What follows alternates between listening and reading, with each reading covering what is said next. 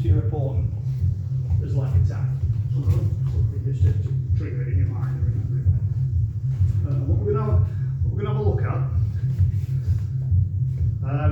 we're going to have a look at the position in your body in relation to somebody else, whether you're doing stand-up fighting or whether you're doing groundwork or anything else. And the key bit I want you to concentrate on is this area here. From the hip joints to the top of the pelvic bones here. So your pelvis is like a bit of a basin shape with two socket areas where your hips come. So just imagine this as a square for now. But we're here too much way to curve to a square. So everything to do with power comes from this square, this basin, facing. So power in that direction comes from this facing this way. Or similarly, if I was backwards way around, pushing back. How many times have you ever pushed something and you put your back into it and you push it like this, or you push it like this? Our power's diminished when we're pushing at an angle. So if I push Debs here, very easy distance, move my pelvis forward and forward. But here, if I try and do that same thing, I'm now starting to have to rely on gravity. I can't actually push in that direction when my hips are facing this way. So what I'm doing is starting to lean the gravity into it. It's the only way of getting power in that direction, which isn't very efficient. So I want these hips here. And when you're doing something like throwing in judo, I'll take a standard all day.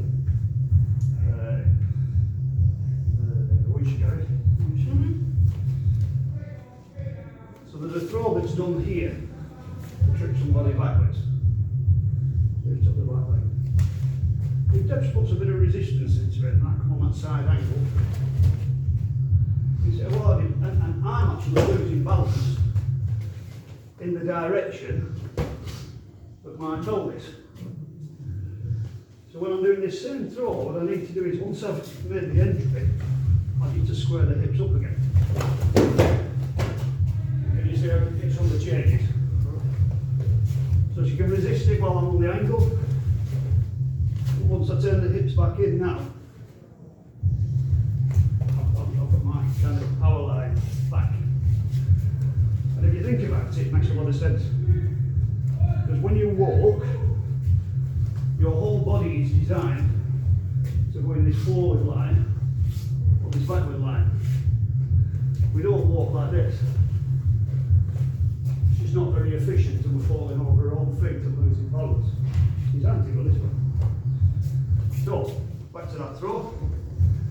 I want to do a rear throw, throwing Deborah to the rear.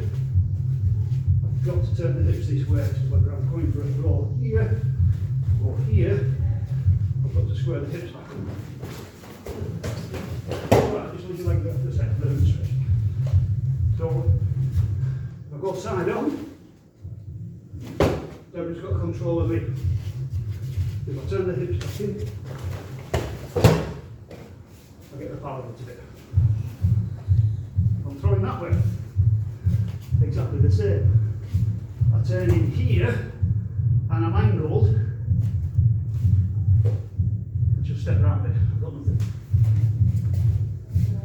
If I turn in here, and then I drive forwards, do that power line on the throw. Alright, so that's just as a concept for this. Now we can add to that, once we've got these squared off pelvis, we can start to do other things. And we can start to put torque into the upper body as well. So I've squared up and then I've started to lean in. And I'll just give you a little bit more demonstration on this. So a lot of people, when they get into clinches and grappling, they'll put this right leg forward. And they'll try and do the clinching and pushing from here. But I'm quite unstable. If Debs just steps back and pulls down one second, you can take my balance.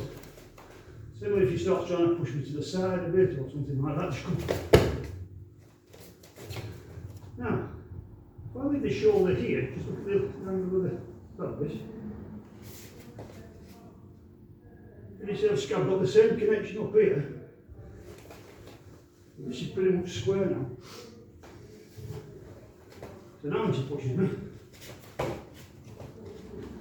pushes me to the side, change to here, and I've gone already. That leg's become very weak. So then what we're going to have a look at in groundwork in a few minutes, this idea of square pelvis.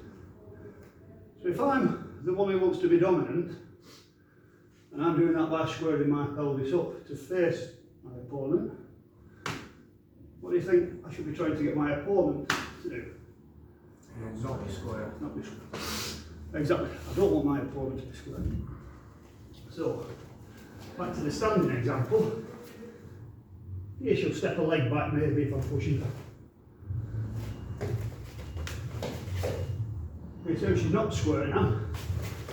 And it becomes even easier for me to do my attack. Because I've done something to take her off the square line. So she's not on the square line, I've got my square line. Do my throw, whatever. And just for a second, we've just related it to any other sport, because it works in all sports, it's not just in this. You take an example of somebody like a javelin thrower. He's throwing a javelin. They actually start to release the javelin when they don't release the javelin here. They build the momentum through the hips, and when the hips come square, that's when the javelin gets released. And this bit is the carry over. That's gone. They've got to the point where they can't control the balance anymore because all the body weight and everything's gone into it, so they end up stepping forwards. So in this case, they'll get to a point, this is releasing as the hips come square. If you look at this position, it's almost identical to what I did with Debs a few minutes ago. And then the momentum carries them forward. Does that make sense? I play tennis a lot, I realise it's the same as that. Same thing, yeah. That's how you hit there. Yep. Yeah. And then you'll end up stepping just a split second later. I used to coach netball, exactly the same. And my coach, she was an ex-England captain, and she was very rude. She used to talk about, she used to say people throwing the ball like this. And she said, if you throw the ball like that, this hip's starting to turn, it's starting to come to the sideways direction. You start to lose the power, but also you lose control over the direction. So instead of the ball going straight, it goes over there somewhere, or a bit that way. So she said, this is the way to throw with your right hand. You should always be on this. Now, power goes in that direction. I can set it in a straight line straight towards this head. Whereas here, I'm starting to lose balance, it's going anywhere it wants to do. So that's a principle we're going to work on. So let's take it to some jiu-jitsu. So yeah, standard guard position. Now if I'm minding this guard position at the moment, what we've got is kind of a 50-50 arrangement with the pelvis.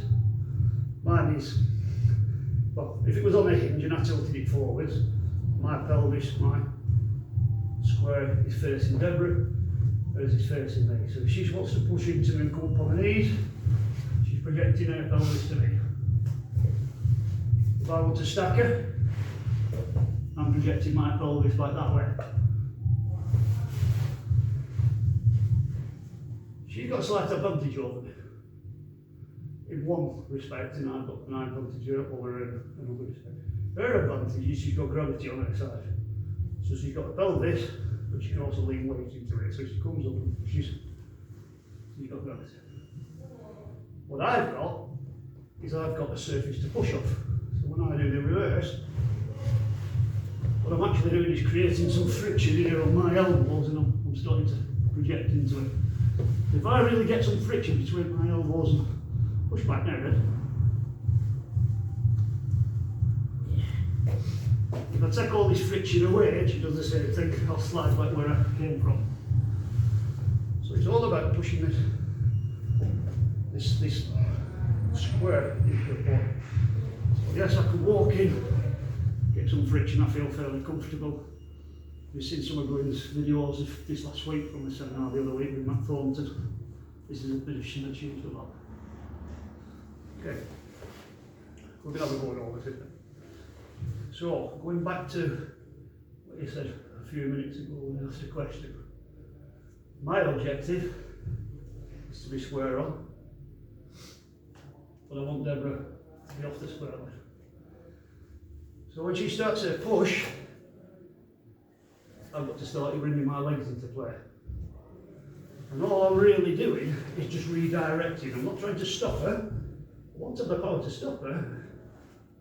If I start to redirect, that angle will change. She starts to come into me. So I'm pulling with this on the back of, so if you think about the square, I'm pulling the bottom corner of the square towards me, and I'm pushing the opposite top corner away from it, with this leg. And that gets a change in the direction. Very comfortable for me. I've got a bit of take. Okay? So this is what we're going to have a go at. I'm just going to have a go at this exercise of partner pushing to you, feel where the power line is. Yep, good steps. My exercise, push back in.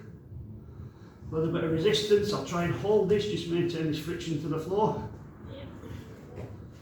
Let that go a bit, you come into yours. Now you stop me coming up by keeping your weight, so push through your hips like you're going to squash. Okay, you see, I know I've got problems. Deborah's got the friction for her feet now and through this knee joint. So she's not just got weight on me now, she's actually using these tendons here to pull her hips forwards, drive everything into me. So really push your weight in, Deborah. Yeah, so that's starting to come on. So just have a go at that first, this idea of squaring in position of weight, in position of your body onto somebody, getting it in the strongest power line. Right, so it's quite enough to have a play back.